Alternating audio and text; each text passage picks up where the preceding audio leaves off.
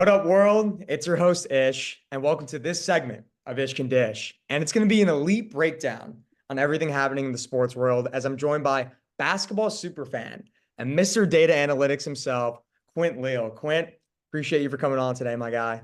Hey, thank you for having me on. It's been a minute since I've talked basketball, but I'm so excited, dude. Like it's there's so much to talk about Team USA, the off season, and just the NBA is the most entertaining TV show out there. So there's a lot to talk about. I'm excited to get this ball rolling. Exactly, man. I mean, there's so much going on in the hoops world right now, and I feel like let's just jump right into it. And to kind of kick things off, to no surprise, Team USA went 5-0 in the showcase, but there were times where they looked a little bit out of sync. I mean, almost losing to South Sudan, being close in a close game against Germany. So, heading into group play, what do you think Team USA needs to do better to snag the gold this year? So I feel like to get into this, we have to diagnose the problem here and look at why these European teams have been keeping it pretty competitive versus us. The fact that it was essentially a two field goal difference between us winning and losing versus Germany. It's kind of concerning. The main thing is our team is just a bunch of superstars that are trying to figure out how to be role players. And the other teams that we faced have basically been playing with each other since they were like little kids. So they got the chemistry and we're developing that. And I think that the one thing, well, there's a few things at play here that will help us. The first one is Kevin Durant, who in my book is the best basketball Olympian to ever play. I think he's been the best player in four of the four competitions he's played in. Albeit, yeah, I think when he played with Bron, when they're both their peaks relatively close, KD is a big thing here, and I think it's just about finding the right lineup where they can play good defense. I think having AD out there is a pretty big thing because Embiid doesn't seem like as mobile as he used to be, and I don't know if that's because of like the playoff hangover, just having that injury, those injury troubles. But yeah, I think there's some adjustments that Team USA can make. But man, we gotta do it fast. Serbia's coming. Yeah, so you What's think your take? Serbia is our biggest, like, oh, and at least in group play. I was saying group play. I'm really interested to see how Jokic does with that. I would say the biggest challengers feel like France, Germany, and Australia. Australia is sneaky.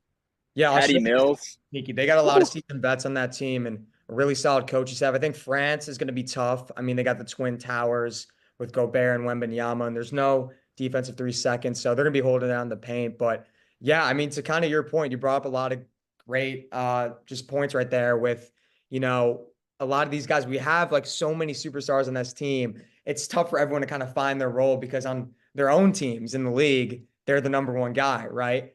And that's definitely a great point that you brought up. But I think what I've noticed, at least against South Sudan and Germany, is that our perimeter shooting needs to be better and we got to limit turnovers. Like against South Sudan, we went 7 for 28 from three. We shot 25% and only won Wow. by a point while having 15 more attempts at the free throw line compared to South Sudan. And then against Germany, we did it wasn't a great shooting performance as well either. We shot 6 for 17, which is like around 35% and had twice as many turnovers with 14. So I think we just got to do a better job of taking care of the ball. And more importantly, everyone's going to try to kind of figure out like what their role is. And the thing about Steve Kerr is I feel like he's just flirting too much with all these different lineups. Like it's the showcase and you're trying to figure out what works and what doesn't work. But I feel like we got to stick with a lineup because these games are going to get close in the fourth quarter and we need a starting five out there to close the game out. Yeah, I 100% agree. I think I like how you put it. Steve Kerr is flirting with a bunch of lineups because he really Yes. is. I don't know. There's so many different schools of thought for how to play this team, and I think honestly, like we should just have Derek White just teach the entire Team USA a class on being a role player. We'll get more into Derek White's game later, but Yeah. the biggest thing is to have these guys that typically rely on the isolation scoring. They hit the cool tough jumpers that really sell jerseys. Like that's great and all. In NBA, the land of entertainment in basketball, but we're trying to win games versus international teams. So I think we need guys being able to find their role. Like if we need Steph Curry being as efficient as possible as like a catch and shoot off ball guy, and having the big men be able to complement him and set him screens at the right time. Have we just need a lot more cutting, a lot more movement to match the style that has been so effective for teams like Germany and France.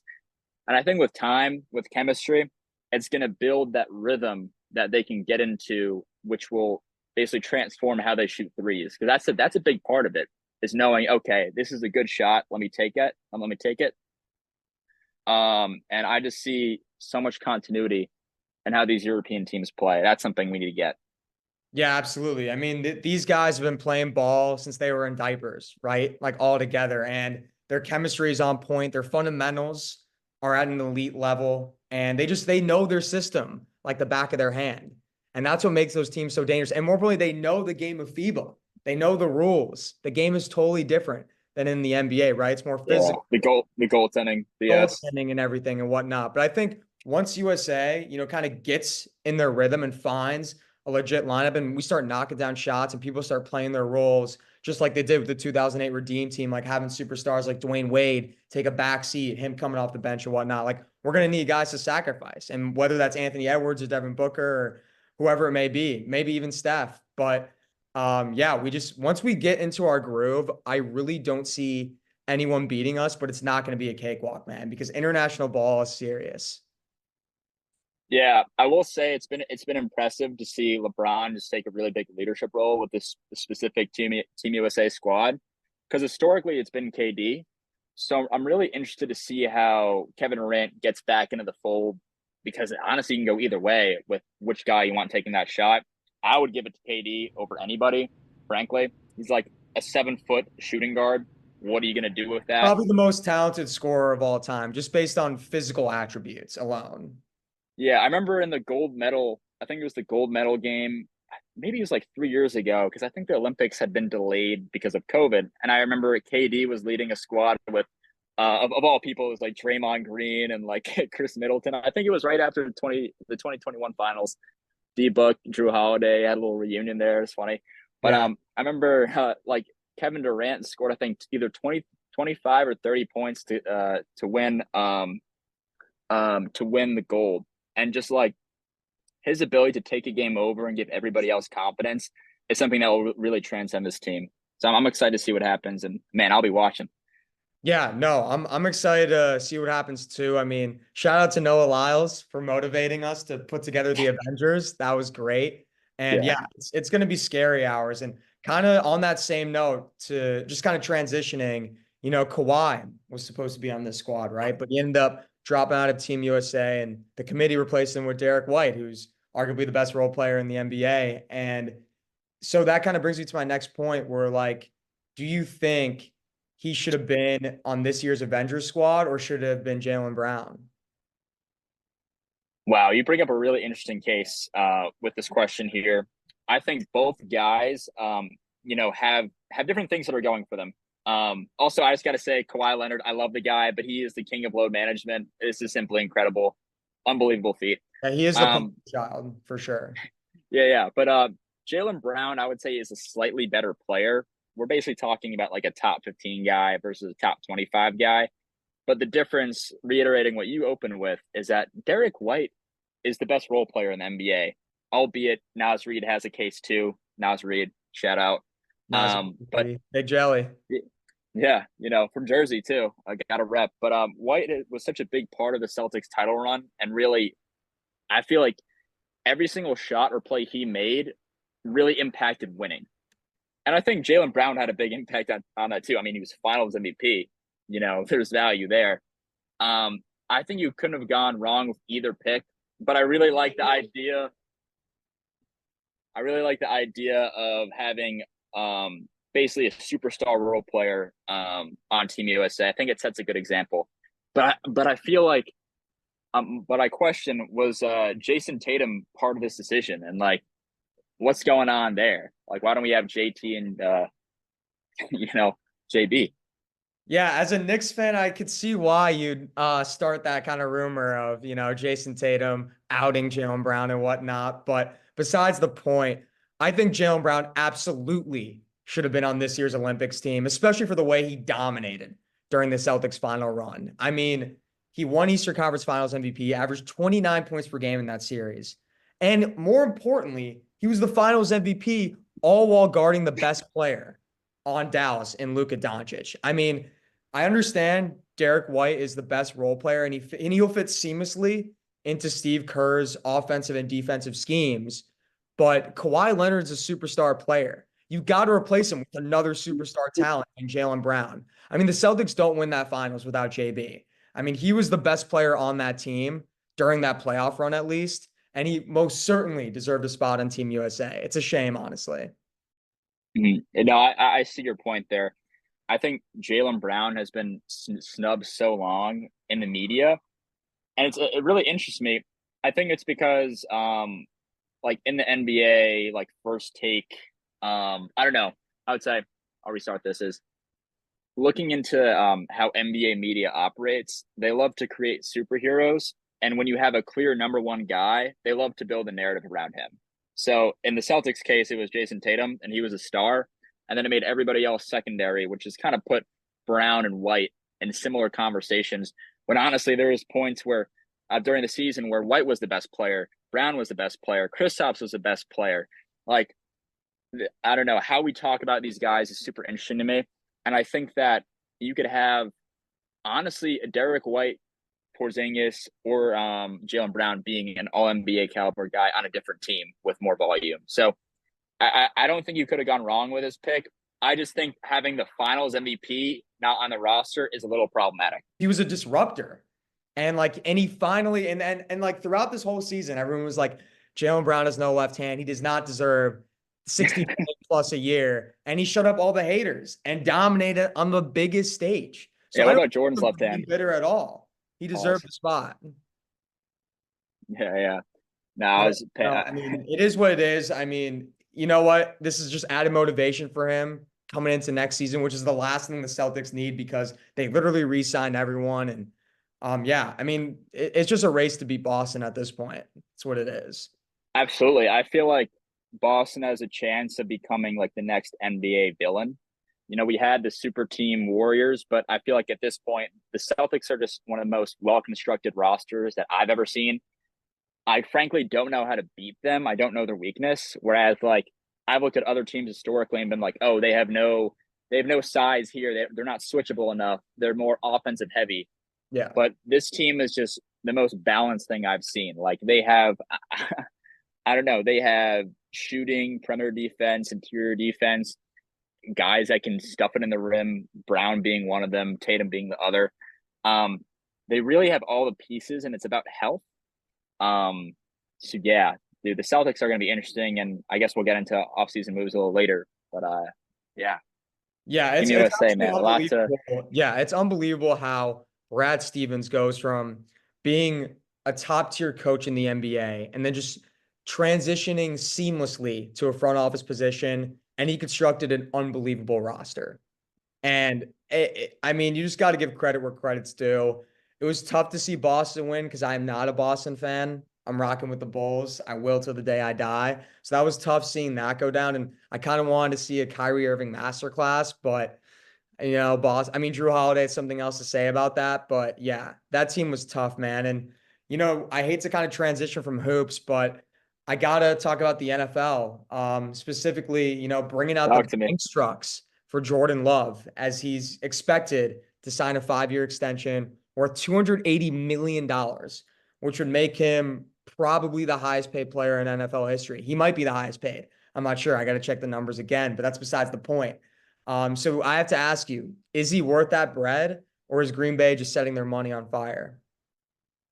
Listen, I don't know too much about how the salary caps differ across leagues, and I know that the NBA's salary cap fluctuates a lot with new TV deals. So I'd be curious to see if the Packers are doing this knowing that the cap will grow over time. But from what I've seen on like a short sample, it seems like Jordan Love is poised to be one of the best quarterbacks in the future. He just has a great overall game. I don't know. I feel like for how good he's playing at this age, it's very promising for the future of Green Bay football. And I'm really curious your takes on this. You're more of the NFL expert than I am. Appreciate that. And it really pains me to say this. because I'm a Bears fan. That's my team. I grew up on Oh that man. squad, and I love nothing more than the Chicago Bears. So it pains me to say this, but he is worth that bread just based on the market alone. When it comes to small market teams, starting quarterbacks are tough to find. And the next man up in free agency was going to make 50 million plus. And if Trevor Lawrence can make $55 million a year, then Jordan Love most certainly can. And his numbers back it up. I mean, last season he threw for like 4,159 yards, 32 touchdowns, 11 INTs. And more importantly, he was elite in his last 8 games where he was 6-2, completed 70% of his passes, threw for 18 touchdowns and only one interception, had an 112.7 passer rating. And honestly, in his first playoff game ever on the road against the Cowboys, he dissected that defense like a hibachi chef. I mean, his youth combined with his skill and his talent, he's only going to grow over the years, and that makes him worth every penny. And yes, I did not get paid to say that. I know, crazy. But You sure you're not? You sure you don't work for his agency? Is this like a deal we're working on here or it's no? not. It's not. And if I was his agent, I'd be a pretty happy guy as well because he's probably making 10 to 15% commission. But yeah, Jordan Love's worth that bread. And I'm curious. I'm he curious live here. up to it though. Exactly. What do you see as his ceiling as far as like where does he rank among NFL QBs right now and where do you see him in a few years? Like what are they investing in? Yeah, that's a good question. Where does he rank right now? I'd say he's hovering in the top 10, top 15. And with him only being 25 years old, this was his first year with the offense. He's only going to get better in terms of just like reading defenses, like understanding different coverages and how to attack them. And I think the Packers are also, I mean, right now they don't have as much targets as they did during the Aaron Rodgers era, but they did pick up Josh Jacobs, who's going to be solid in terms of solidifying himself on the ground game. But yeah, I mean, he's only going to get better. Who knows where his ceiling is? Because with football, unlike basketball, like one guy can't dominate a game and take over a game, right? I mean, with Tom Brady, but that's a different story. Yeah, But he's got I that think, CPU up yeah, there. yeah, TB12's cut from a different cloth, straight up. But yeah, I think with Jordan Love, he could potentially become a top 5 quarterback in the league for sure. I could see it happening, but hopefully the Bears prevent that from happening with Caleb Williams and the They will squad be they the got coming in difference. next The year. Bears will So be the difference here. yeah, that's what I'm hoping for. Shout out Bob Doe Sports. Honestly, hey, I think the Bears are pretty well constructed and they're built for the future. So we'll have to see how that turns out. And just like one last Jordan Love thing, is there like a direct NFL play? Is there a direct player comp for him historically speaking? Like what are your thoughts on that? Like his skill Yeah, set. player comp. I'm trying to think. Honestly, the one guy that kind of comes to mind, this is kind of like a weird one, but his game reminds me a lot of like rookie year Vince Young. Like Vince Young Mm. was like dominant in terms of like just being a dual threat QB, and defenses hadn't really figured him out yet. But in his second year, he plummeted. So that's what I'm hoping happens to Jordan Love. So that's why I kind of gave that comparison. But yeah, I mean, he's kind of like his own quarterback. I mean, he's had the chance to, learn under Aaron Rodgers and whatnot, but he's just I being mean, who could have a better so teacher than Aaron I Rodgers? I know. feel like if you And want to that become guy an all-time great, tormented my childhood essentially by breaking my heart every single Bears season. So, yeah, the villain in Aaron your life. Rodgers. Yeah, he embraced that. He embraced the villain identity, and I respect him for it. And I honestly wish him a solid upcoming season with the Jets. I really do, because he's one of the most talented quarterbacks of all time, straight up. Absolutely. Yeah, and it was great talking the NFL. It was great talking about the Packers, not, but it's going to be an exciting upcoming season. But I want to transition back to the NBA because, like you said, every NBA season is straight out of a Hollywood script, and this year is no different. As Bronny James is officially part of the Lakers, which will be the first ever father-son duo in NBA history. So, based on his summer league performances, what do you think his role will be with the Lakers this upcoming season? Man, we're gonna have to be realistic with this here. I think when it comes to Bronny James, it's really a sample size issue. So if you look at the flashes he's shown in summer league in the 4 or 5 games at this point, he's been putting up role player numbers, but from the highlights that I've seen, he seems to be an above average. He seems to be above average with on ball defense and has a very aesthetically pleasing jumper. Got to give him credit. I'm sure LeBron had the best guys in the lab. working Oh yeah. working it with him. He had like the guy, not lethal shooter exactly, but oh yeah, he had the cream of the crop. Absolutely. But the thing, basically, the thing with Bronny is sample size. He has, the great on ball defense, a good jumper, but there are no big college performances to hang your hat on. So we're left with more questions than answers when it comes to him. Um, I guess through the summer league, he's been averaging 8 points, 1 assist, over 2 turnovers on 42% true shooting, which is not too hot, like to say the least. Yeah. But I have seen flashes of what he could be, and my whole view on this is that LeBron James is one of the greatest basketball minds ever. Yes. He's one, arguably the greatest player ever, and one of the best basketball minds. I 100%. think he's smart. I think he's a smart enough guy to not put Bronny in a bad situation. So I really have faith in him making that right call to Bronny and saying, "Hey, you can come play with me. I think it'll work out for you. Here's why." So I believe that he has the vision, and if he believes in it, and this isn't clouded by the fact that they're father son, and this is based on sound logic, which I hope LeBron and now new Lakers coach JJ Redick are bringing to the table. I think that the future looks bright for Bronny. I can't quite say what his timeline is. I think that he's going to be spending a lot of time in the G League to develop and get that confidence up. And I think him just getting reps and seeing shots go in the last few games in summer league is going to do wonders for him. So yeah, I'm really curious to see what sort of Hollywood movie we're going to get out of this. Is it going to be a Ken Griffey Jr. senior type vibe, or some like Jordan's son getting flamed by like it was Eric Gordon or something? Yeah, I don't shout know. out to EG and Mean Streets, man, because Eric Gordon was a problem in high school. And you made a lot of valid points there. I don't think it'll be like a Ken Griffey Jr., Ken Griffey Sr. type of game. You know what I'm saying? But the media is going to portray it like that because, Yeah. I mean, they already love covering the Lakers. And as soon as they see Bronny and LeBron on the court together, and I swear, if that lob comes up, you could just kiss goodbye all the D Wade, LeBron. Wait, I just gotta say this. I just gotta say this.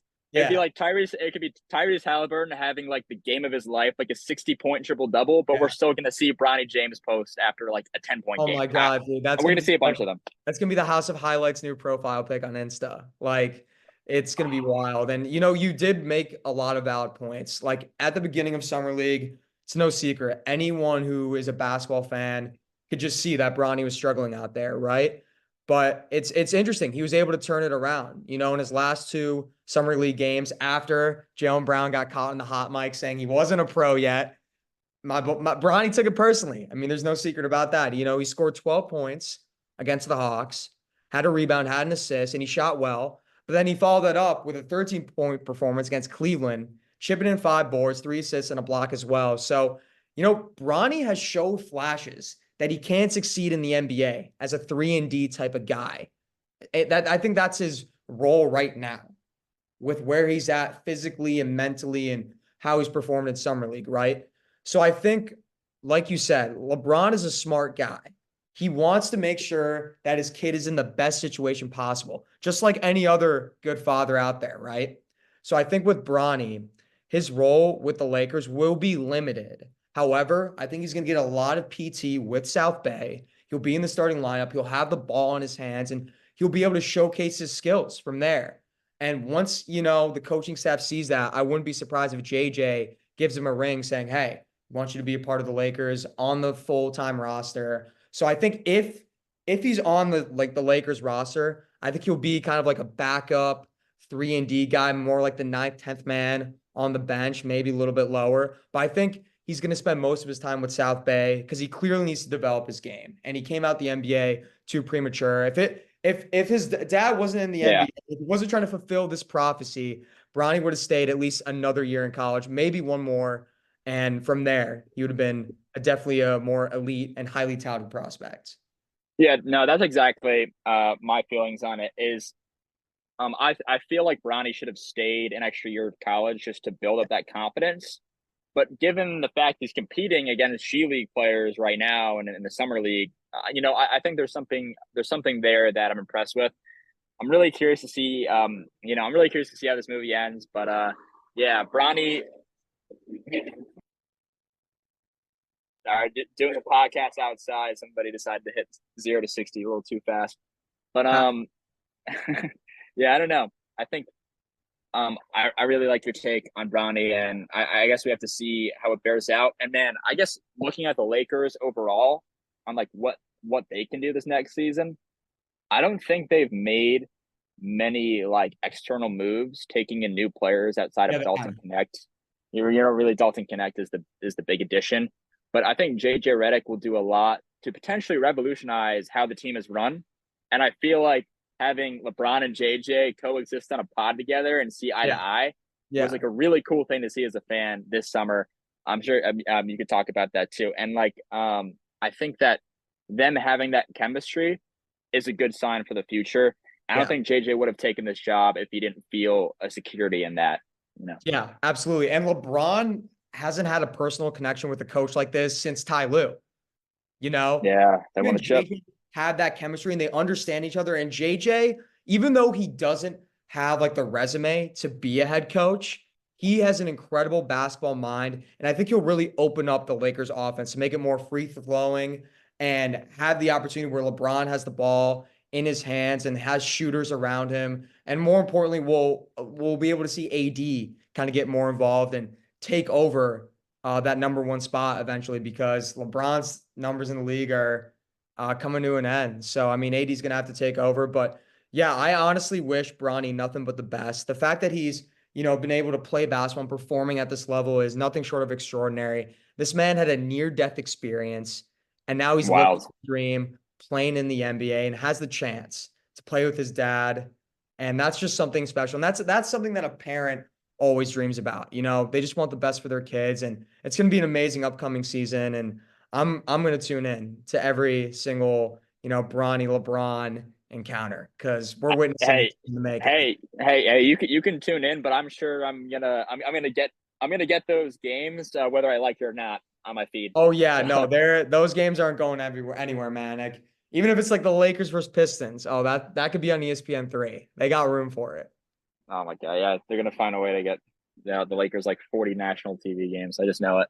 I just know it. They could, yeah. It's gonna be wild, but I mean that commotion for that first game is just gonna be absolutely electric. I'm not getting a spot in crypto.com arena unless I pay a pretty penny. So I wouldn't buy those tickets, man. You might just see them on the bench for the first few games at least.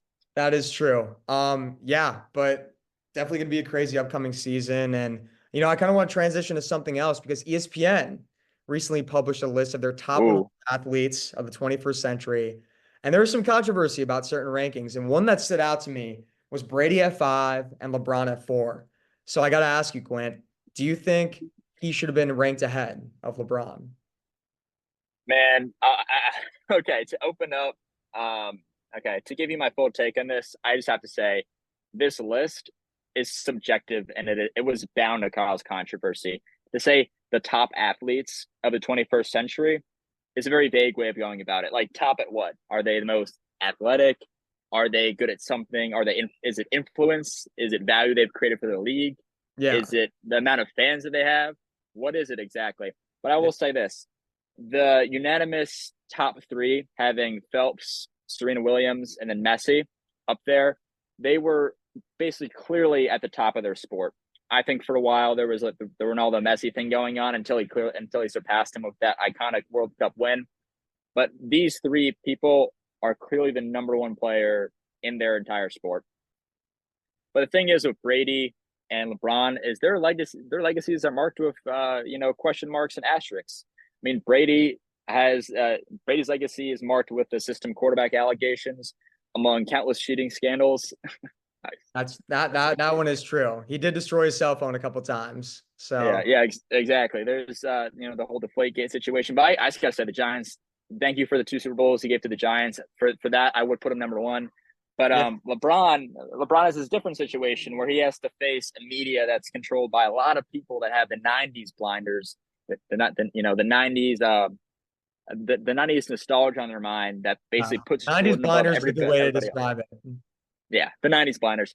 But Yeah. yeah, Jordan's aura is off the charts. So like he's always gonna kind of win that argument. Yeah. And then LeBron having a subpar finals record kind of puts him away there. But Oh yeah, the there, media eats that up. That's their go-to counter argument against Bron being the GOAT. That's their go-to. Yeah. The fact that these guys are polarizing figures makes it really hard to rank them. And I would say I would rank them based on which sport you prefer between basketball and football.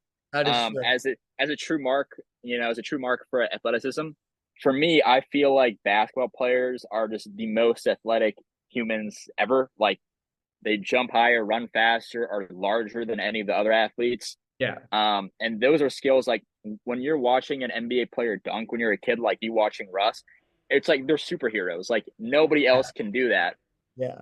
And like the stories that go along with the Phelps, the Williams and Messis of the world, like are impressive. But I feel like basketball is such a spectacular sport. So I'm gonna give LeBron the nod, but there's different reasons. There's different reasons that you can go either way. I'm curious, what's your take?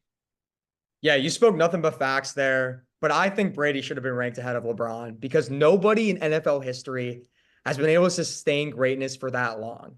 Like the guy played for 23 years, made 10 Super Bowls, won 7 of them. He's a 3-time MVP, and he won his last one when he was 40.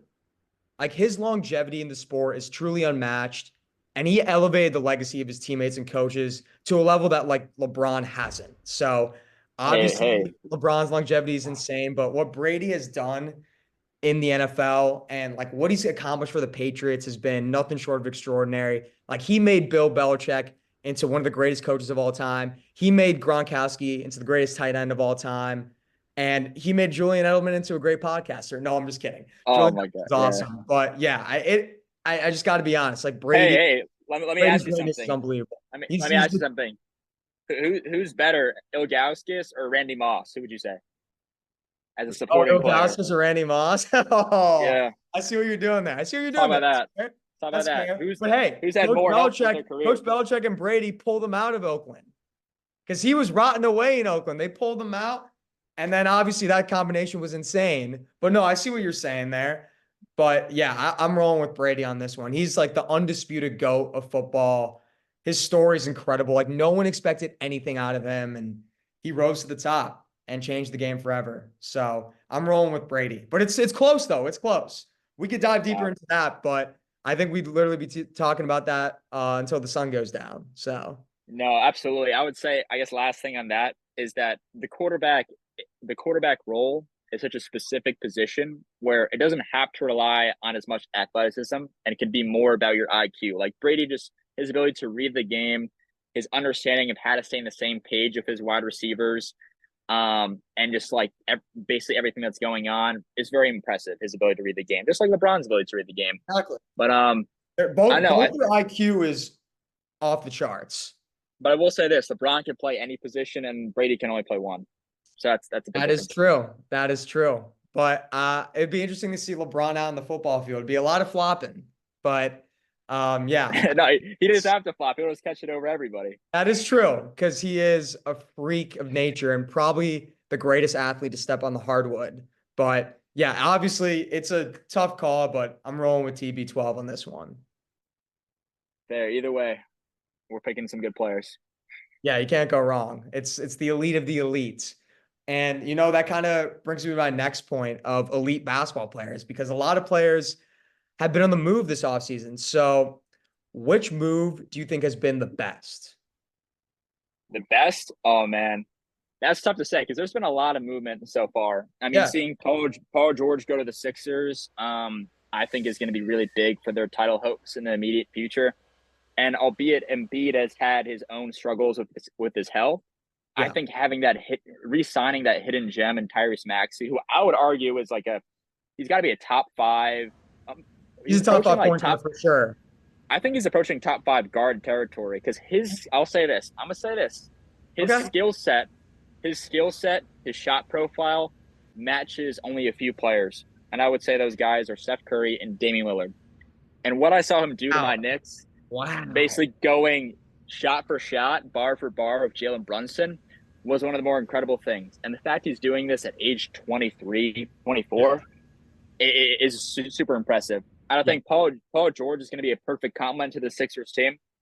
I will say it, not the biggest fan of Joel Embiid. So the Of fact that course, they you're a got Knicks another fan. I mean, piece, how could you not be?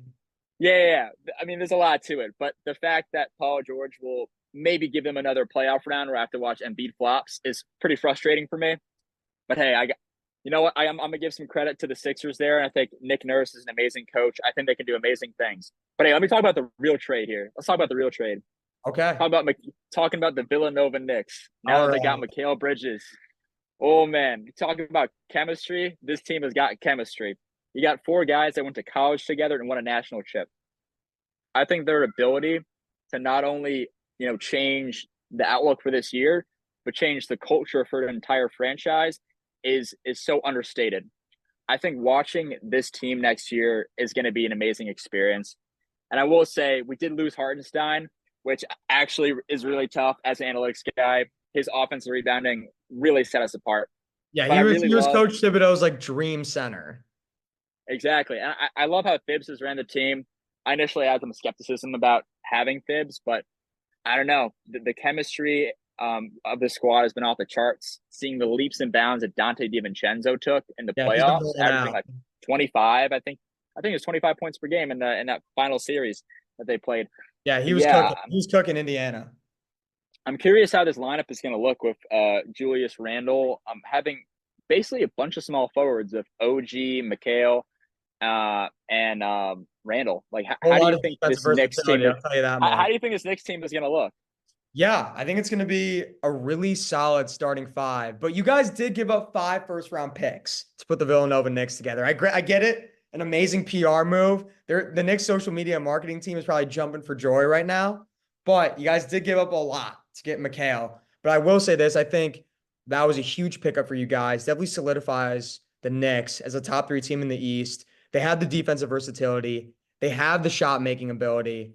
And I think it's just going to come down to just health. Those guys just all got to stay healthy. And hopefully Thibodeau doesn't run all you guys into the ground, even though Mikal Yeah. Bridges' durability is unbelievable. But yeah, I think you guys are going to be a really solid force and are definitely going to be giving Boston a run for their money. Yeah, I mean, we were basically a conference finals team last year, if not for injuries, and I just love how that team balled out. And even though they were banged up, they put up a great fight. And it took like the best closeout, the best offensive closeout game of all time for the Pacers to get rid of Yeah. us. So, gotta give them credit there. I'm glad that we covered these teams from the East. I think. Do you want to say any more takes on these Eastern Conference teams before we do the West? No, you kind of just took the words out of my mouth. I was going to actually talk about the West. I had a couple interesting takes Let's about. do it. Let's do it. Yeah, I'll jump right into it. I mean, obviously, like you said, PG to the Sixers was definitely a splash. But I think the Thunder snagging Caruso and Isaiah Hartenstein was the best move of the offseason. I mean, OKC was the number 1 team in the West last season. They were ranked 4th defensively in the league and one of the youngest teams in the league. And they just got deeper, added more experience while not giving up a single piece of their draft capital. Oklahoma City is something special brewing, and there's a potential dynasty in the cards for them. Like, shout out Sam Presti because he just continues to cook up a masterclass every single season. Yeah, he's just thinking years ahead. And I just got to say about OKC, getting one of the best on-ball defenders in the entire game, also guy with the best hair in the entire game, and Yes. Alex Caruso That's is a big headband game addition. for sure. I Oh, mean, he's yeah, just repping that. that goes without saying. But also adding Hartenstein, which as much as it breaks my heart, he is one of the most dominant offensive rebounders I've watched. And I Yeah. think having him as a backup to Chet or a guy that can fit in lineups with Chet, because really you could run Chet as like a Kevin Durant type of four, Yeah, you can who's run going him to at the space the 4. floor. And dude, Absolutely. I think he's going to be able to create a shot. Like I've seen Chet start to do workouts of Kevin Durant, and quite frankly, they have the same build, except for Chet has a higher defensive ceiling and Yeah. just is has less experience. So I'm really excited to see what this OKC team does. I think they're one of the most legit contenders in basketball. I would say my top 2 contenders would be Boston, OKC, and then you're going to throw in, you're going to throw in the Nuggets because you got to respect Jokic because he's, the best in the game. But Yeah. yeah, I really like that move by OKC. What do you think about Clayton Mavericks and I guess getting Buddy Hield and slow mo to the Warriors? What do you think about that little exchange? Yeah, I mean, it's too bad that the Golden State Warriors dynasty is officially coming to an end. They're not going to win a championship, but wow, what a run to witness. I mean, we witnessed one of the greatest dynasties in NBA history. And we just saw Steph blossom before our eyes. So that was awesome to witness. And, I hated the KD Warriors with a burning passion, but now that that era is over, I just kind of appreciate their greatness because that was probably the most talented team ever assembled in NBA history. And it's sad that that dynasty's coming to an end. I mean, great picking up Buddy Hield. He's a nice shooter. Slow-mo's got an interesting bag. Like, sure, that's great. That's really going to help them propel to another NBA Finals appearance. But Honestly, you're getting a more consistent version of Clay with Buddy Hield. That's how it seems to me. yeah, but that's not going to be enough. Let's be real. And now talking about, Clay going to Dallas, obviously a sad ending. And Clay's had an unbelievable career, just persevering through two career-changing injuries. But I think with him in Dallas, this would kind of be like his Ray Allen and Miami Heat moment, right? I think he'll be, and Clay averaged 18 points per game last year. I've seen the 0 for 10 comments. They live on my Instagram homepage. I get it. I've seen it. They're funny. They're getting a little bit old, but they're funny. Too And I, many. I think it's a really solid fit though in that offense because he's really just essentially just going to be a catch and shoot guy and do exactly what Tim Hardaway Jr. did for them, but on a more efficient level. Yeah, I mean, I think Dallas is kind of a team that kind of snuck in there versus some really talented teams in the West. Yeah, they Being made able some to, unbelievable moves at the deadline, picking up Daniel Gafford and PJ Washington, oh, changed the incredible. trajectory of their season.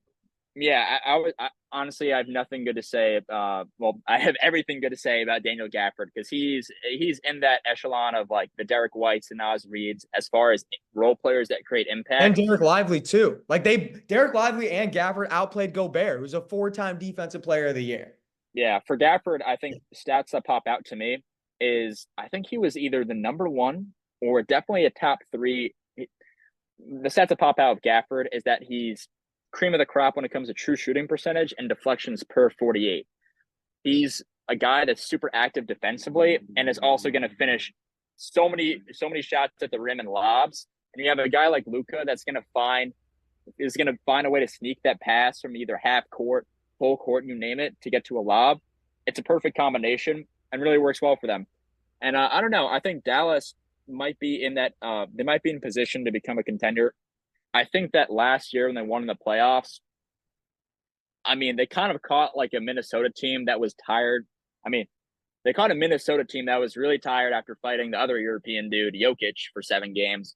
And I think if they had either faced like, if they had faced a Minnesota team that wasn't so worn out by that, or faced a Nuggets team, I think it would have been a different, a No, different we got finals robbed matchup of last a year. Nuggets Celtics finals. That's what it should have been. Yeah, You got to yeah, give credit to Luca and company because they had an unbelievable run.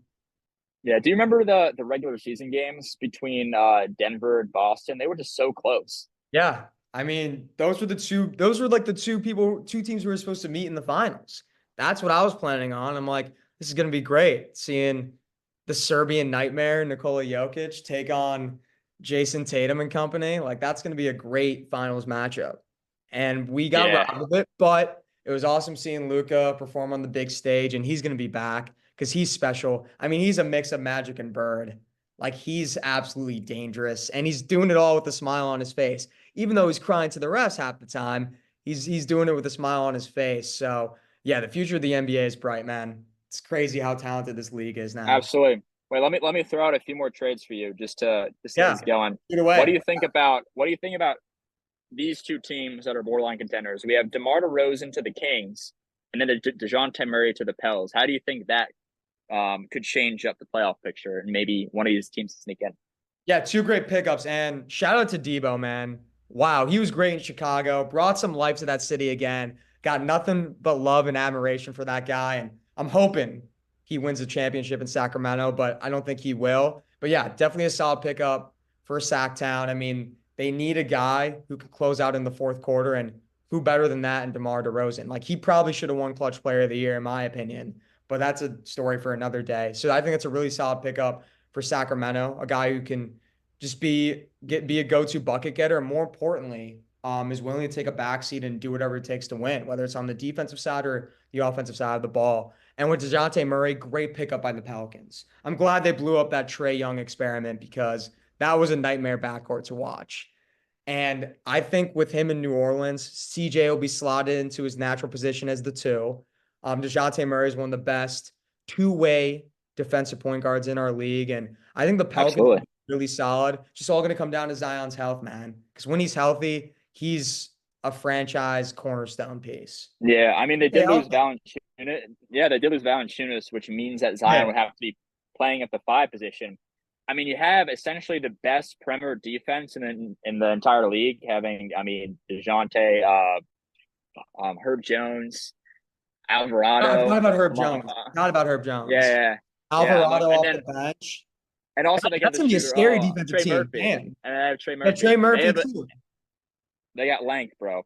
They Yeah. have one of the best No, I defensive totally teams on the forgot. perimeter. See, that's the thing about these small market teams, man. They just slowly just slither away. Like you forget about them because it's just Lakers, No, they nonstop sneak up talk on and you. whatnot. But yeah, damn, that's a scary defensive team. I totally forgot about that. Yeah, and the fact Zion was just like a late game injury away from kicking out the Lakers was honestly really it was Yeah. such a roller coaster of emotions to watch that game, and I Tough. think that there's going to be a lot of motivation for Zion to come back and realize I was that close to taking LeBron out, like I was that close. Yeah, So I feel they like had no there's got to answer be for something him. there. They didn't. He had 40 points before he got Yeah. kicked out. Yeah. I mean, it's too bad. I think the Pelicans.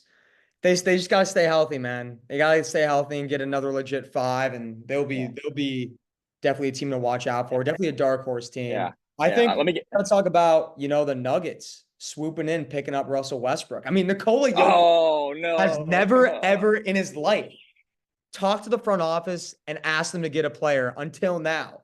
When then he was like, you "Hey, you put in the word. yeah, he put in the word. He's like, yeah, we need Russ on our squad. And I think that's a great pickup for them. Obviously, he brings a different skill set than KCP. That was tough for Denver losing him. But I mean, Russ is truly a guy who will do whatever it takes to win. I mean, this guy was an MVP, the triple double king, and he swallows his ego and his pride to do whatever it takes to win. And I just got to respect that. And with his ability to consistently backcourt and find holes in the defense and, kickstart the fast break, I mean, it's Nikola Jokic's dream player right here. Yeah, Like, I'm just imagining like the full court passes from Jokic oh to God. running Russ. I feel like that's where you're gonna get his value is Russ's ability to vertically space the floor by being a lob threat. We saw that Yeah. with James Harden in LA.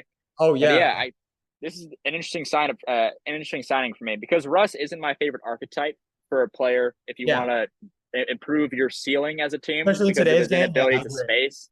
Because having a guard that can't space is really the problem. It's the same thing with Bronny. Is like you need a guy. If a guy is going to be below 6'7" at this point, he's going to have to be an elite shooter. Yeah, That's the fact of the matter. totally. Um. So yeah, I'm curious to see how that pans out. Yeah, I think Very it's gonna curious. be I think it's gonna be a solid fit. I mean, Russ is a great spark plug, and I think he'll fit really well into what Denver's trying to do. Who knows if he's gonna start, come off the bench, but I think he'll be in and out of the lineup. But yeah. I think he's gonna be. I think he's gonna be an energy guy. And the Oh, thing for is, sure. That's his role now in his late stage of his career. Like, I mean, he's had the injuries and he's been in the league for so long. Like, he's got a lot of miles on his legs, but the one thing that is so consistent about him is he continues to bring that energy to every team that he is on. yeah, the thing with the Nuggets is they lost Reggie Jackson and KCP. Yeah. KCP being the biggest loss to me because he was Yeah, a for guy that sure. would hit those timely threes, kind of like a Derek White sort of guy with less of KCP. playmaking. KCP is one of the best catch He and was, shoot guys in the league. yeah, I mean, lethal shooter taught him his ways or really improved his game. But what I noticed with the Nuggets is they're basically putting a lot of eggs in the basket of Christian Braun and Peyton Watson, who are Yeah, guys that I think we're going to see develop and be starters. And I think Russ is going to be that energy guy off the bench that's going to just he's going to create a lot of interesting lineups that teams won't know how to defend. exactly. And more importantly, he'll be a mentor to these younger guys. Like take him under his wing. And Russ is one of the greatest point guards of our lifetime. Of our lifetime. I just want to make that clear. Not of all time, of our lifetime of being 22 years on this earth. But yeah, I think that was a really solid pickup by the Nuggets. And like you said, it's going to be another NBA season, which will be must-see TV. So I'm excited for what we have in store. Absolutely, man. This NBA season is going to be incredible, and to watch the Olympics this summer, that's going to keep me entertained when I'm not doing stuff with baseball. Yeah, I mean, it's gonna be basketball 24/7, 365, and that's a script I can get behind. Well, that's all that we have for today. Quint, appreciate you for coming on the show, man. And yeah, looking forward to seeing what happens this upcoming season. I appreciate it. Thank you so much for having me on. I know we're gonna run this back. It's there's too much going on in basketball tonight. Exactly. Yeah. This will be coming on soon.